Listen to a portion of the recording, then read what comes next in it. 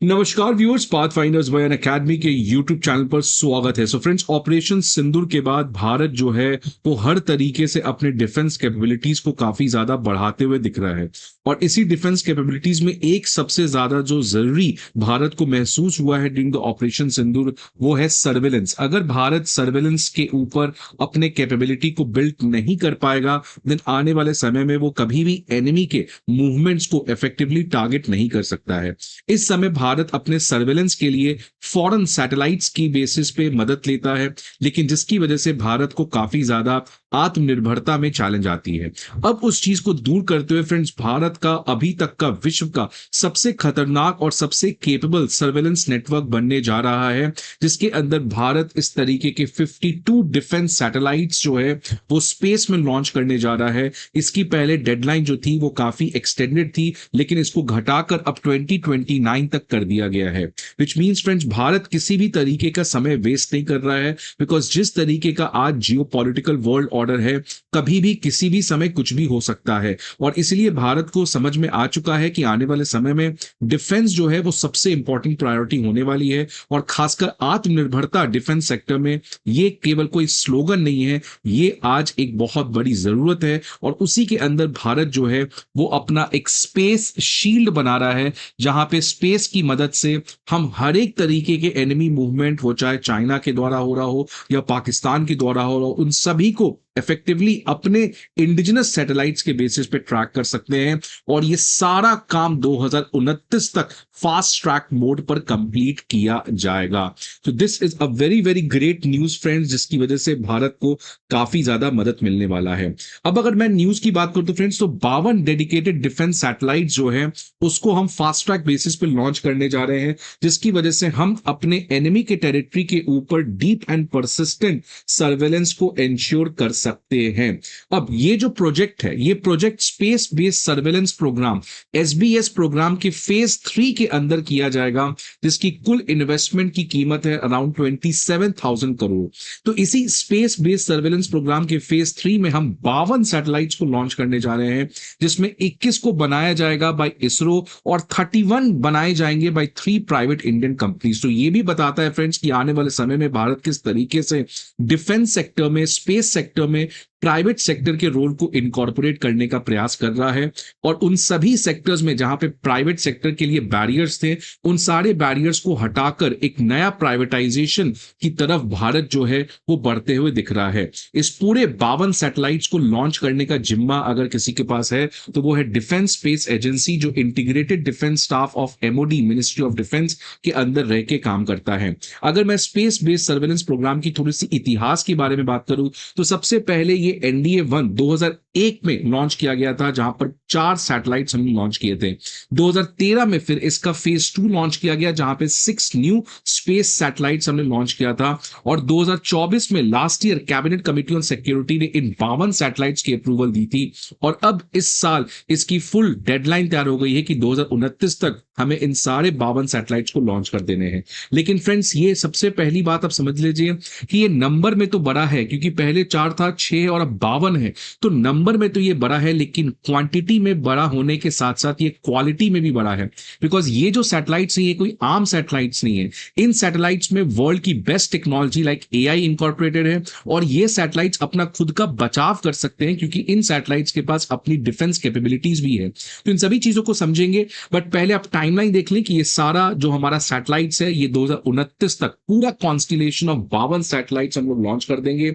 और पहला सैटेलाइट 2027 के अप्रैल महीने के पहले ही हम इसको लॉन्च कर देंगे। इसका ऑब्जेक्टिव खासकर है चाइना और पाकिस्तान के ऊपर सर्वेलेंस को इंश्योर करना, और खासकर जिस तरीके से आईओआर इंडियन ओशियन रीजन में चाइना अपने सबमरीन्स और तमाम तरीके के प्रेजेंस को बढ़ाया है, इनको भी काउंटर करने के लिए ये एसबीएस 3 को लॉन्च किया गया है। इसमें शॉर्टर रिविजिट टाइम होगा, मतलब एक ही लोकेशन में सैटेलाइट जो घूमकर वापस से आके इस लोकेशन को डिटेक्ट करेगा, इसकी जो टाइम गैप है वो काफी कम होगी। और साथ ही साथ इसका जो रिजोल्यूशन है वो भी काफी बेटर होगा। तो इसका ऑब्जेक्टिव जो है friends, clear cut China, Pakistan और इंडियन ओशन रीजन पे होने वाला है। इसकी सबसे खास बात होगी फ्रेंड्स कि ये सारे 52 के 52 सैटेलाइट्स इंडिजिनस होंगे, जिसकी वजह से हमारा जो फॉरेन सोर्सेस के ऊपर डिपेंडेंस है, किसी भी तरीके के वॉर के समय तुरंत टाइम सेंसिटिव इंफॉर्मेशन को एक्सट्रैक्ट करने के लिए वो हमारा कम होगा, जिसकी वजह से किसी भी वॉर जोन में हम काफी इफेक्टिवली क्विक डिसीजन को ले सकते हैं। इसके अलावा बात करें फ्रेंड्स, सबसे खास बात इस पूरे सैटेलाइट्स की है कि ये नेक्स्ट जनरेशन सैटेलाइट्स हैं।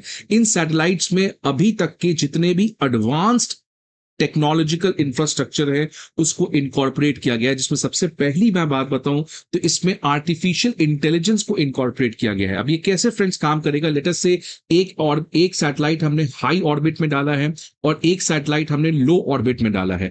अगर हाई ऑर्बिट के सैटेलाइट ने डिटेक्ट किया कि चाइना अपने टैंक्स को बढ़ा रहा है इंडिया के बॉर्डर के पास, तो फिर ये हाई ऑर्बिट पे जो सैटेलाइट है ये कम्युनिकेशन भेजेगा लो अर्थ ऑर्बिट में जो भारत के सैटेलाइट्स होंगे उनको, और ये फिर क्लोजर रिजोल्यूशन में डिटेक्ट करेगा किस तरीके का मूवमेंट हो रहा है। मतलब इफेक्टिवली इस एआई की मदद से फ्रेंड्स ये सारे सैटेलाइट्स जो है वो 52 के 52 वो आपस में बात कर सकते हैं, वो आपस में बातचीत करके एक डिसीजन पे आ सकते हैं। तो इसकी वजह से फ्रेंड्स किसी भी रिजोल्यूशन हम लोग काफी इफेक्टिव तरीके से कर सकते हैं। तो ये एआई इनेबल्ड सैटेलाइट्स फ्रेंड्स इस समय काफी कम कंट्री के पास है और अब भारत उसी एलीट क्लब में मेंबर बनने जा रहा है। और इनफैक्ट अब तो ये भी आपको पता है कि भारत जो है वो क्वांटम कम्युनिकेशन यूजिंग सैटेलाइट्स को भी अचीव कर पाएगा बाय 2030। तो प्रोबेबली ये जो हमारा स्पेस शील्ड है उसमें क्वांटम कम्युनिकेशन के थ्रू भी आपस में सैटेलाइट्स बात कर सकते हैं। और सबसे खास बात क्या है क्वांटम कम्युनिकेशन की फ्रेंड्स, इसको इंटरसेप्ट करना नामुमकिन है। तो ये सैटेलाइट्स आपस में क्या डेटा शेयर कर रहे हैं, क्या बातचीत कर रहे हैं, किस तरीके का डिसीजन ले रहे हैं, इसको कोई भी एनिमी सैटेलाइट जो है वो डिटेक्ट नहीं कर पाएगी। और मेरे हिसाब से सबसे खास बात क्या होने जा रही है फ्रेंड्स कि इन स्पेस सैटेलाइट्स में एंटी स्पेस कैपेबिलिटीज भी होंगे। अब फ्रेंड्स चाइना जो है आपको पता है कि बहुत तेज रेट से एंटी स्पेस कैपेबिलिटीज को डेवलप कर रहा है।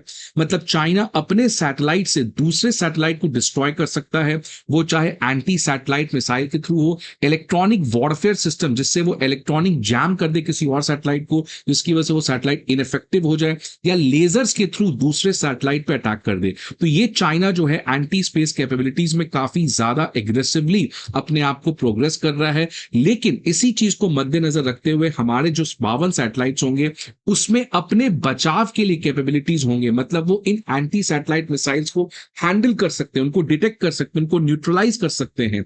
तो इसकी वजह से फ्रेंड्स ये जो स्पेस शील्ड भारत का बनने जा रहा है ये बहुत ही आधुनिक होने जा रहा है। इस इनिशिएटिव के अलावा फ्रेंड्स इंडियन एयरफोर्स जो है वो अपनी खुद की 3 high altitude platform system aircraft को लॉन्च करने जा रही है। मैं आपको इमेज से बताऊं फ्रेंड्स, इस तरीके का ये एक इमेज है। इसके वेरिएशंस अलग अलग तरीके के हो सकते हैं, लेकिन आप देखिए ये पूरा सोलर सेल से चलता है और ये काफी ऊपर रहता है जिसकी वजह से इसको डिटेक्ट करना बहुत मुश्किल है। और ये काफी लंबे समय तक स्पेस में रह सकता है जिसकी वजह से वो रिजोल्यूशन कर सकता है किसी भी एक एरिया का बहुत लंबे समय तक। और ये इसीलिए कर सकता है फ्रेंड्स बिकॉज इसमें सोलर सेल्स बहुत एडवांस लगे रहते हैं जिसकी वजह से इसको एनर्जी की कभी भी रिक्वायरमेंट खत्म नहीं होती है। तो ये फ्रेंड्स इंडियन एयरफोर्स जो है वो इस तरीके के 3 हाई ऑल्टीट्यूड प्लेटफॉर्म सिस्टम जिसको सूडो सैटेलाइट्स भी कहते हैं इसको भी आने वाले समय में लॉन्च कर देगा। तो ये काफी बड़ी डेवलपमेंट है फ्रेंड्स, लेकिन क्या हम एनफ कर रहे हैं ये अभी भी सवाल है। बिकॉज आपको पता है कि जिस तरीके से आज वर्ल्ड ऑर्डर केओस में है, एनार्की में है, आप देख सकते हैं कि नाटो अब अपना डिफेंस स्पेंडिंग को 5% करने जा रहा है, न्यूक्लियर आर्म्स रेस हो चुका है। तो वर्ल्ड ऑर्डर में कंप्लीट बैक टू बैक जिस तरीके से मिलिटराइजेशन हो रहा है, एक नया आर्म्स रेस हो रहा है, एक नया न्यूक्लियर रेस हो रहा है, वॉर स्टार्ट हो चुका है, विच मींस कि आने वाले समय में वर्ल्ड ऑर्डर जो है वो काफी क्योटिक होगा। और इसीलिए आज सबसे इंपॉर्टेंट हमारे पास इंपेरेटिव है कि आत्मनिर्भर भारत बनने के लिए हमें सबसे पहले डिफेंस सेक्टर में बहुत तेज रेट से आत्मनिर्भर बनना पड़ेगा और इसीलिए भारत को अपने डिफेंस स्पेंडिंग को बढ़ाना पड़ेगा। डिफेंस में इंफ्रास्ट्रक्चर के ऊपर फोकस ज्यादा करना पड़ेगा। बिकॉज अभी भी आप देखेंगे तो डिफेंस एलोकेशन में एक बहुत बड़ा एलोकेशन पेंशन्स के ऊपर होता है, ऑपरेटिंग कॉस्ट पे होता है। इसको हटा कम करके हमें कैपेक्स के ऊपर डिफेंस स्पेंडिंग में काफी ज्यादा बूस्टअप करना पड़ेगा।